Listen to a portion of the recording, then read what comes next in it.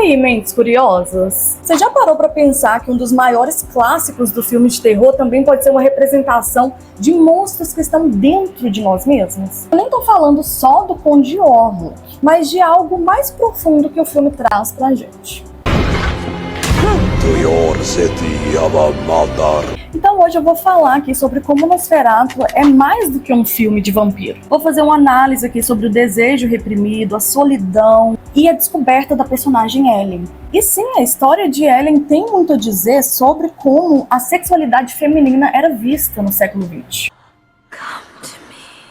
A Ellen é muito mais do que uma simples dama em perigo, né? Ela carrega ali um simbolismo enorme pro filme. A personagem reflete uma época onde a sexualidade feminina era reprimida, silenciada e até tratada como uma doença. Então, se eu te dissesse que o Conde Orlok não é só um monstro, não é só um vampiro, mas também um reflexo do que a personagem reprime dentro dela. Quando Ellen fala que o pai dela reprimia ela na infância, porque tecnicamente ela agia de forma estranha, o que vocês acham que está implícito aí? Em vez de ser apenas um reflexo de uma criança travessa, é um reflexo crucial da formação da mulher, que é a descoberta do próprio corpo.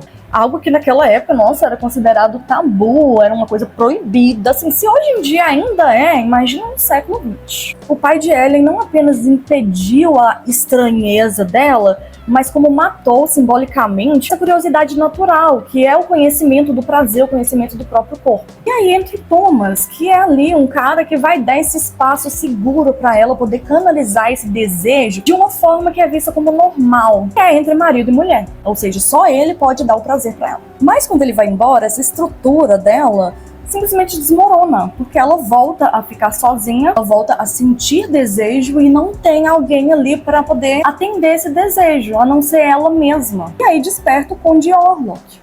Agora aí, pensa comigo, né? Como eu disse, vai que o Orlok não é apenas um vampiro, não é apenas um monstro, e sim uma representação da masturbação feminina. Na época, essa prática não era só vista como estranha, mas também considerada patológica. Era até confundido com convulsões. Coisa que a personagem tem muito ali, né? Se contorce muito, revira muito os olhos.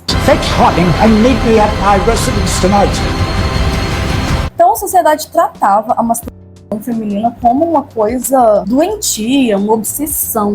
Algo que deveria ser suprimido, escondido ali, especialmente para as mulheres. É isso que torna o filme mais intrigante, porque ele coloca ali a personagem da Ellen para lutar contra os próprios desejos. E aí, quando a Ellen fica sozinha, desesperada, querendo muito que o Thomas volte, não é porque ela precisa dele fisicamente, não é porque ele se satisfaz ela totalmente.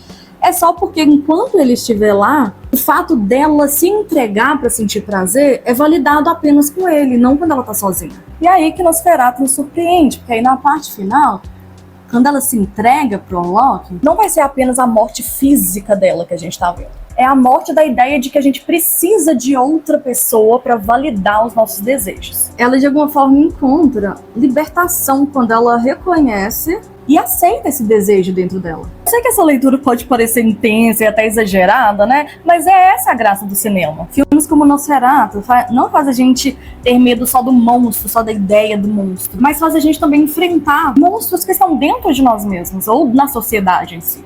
Esse medo do desejo, da repressão, da negação de si mesmo. Mas se você, assim como eu, também viu uma coisa mais profunda em Nosferatu, deixa aqui nos comentários sua percepção. Vamos explorar essa teoria juntos, pelo amor de Deus, porque esse filme foi o melhor do ano.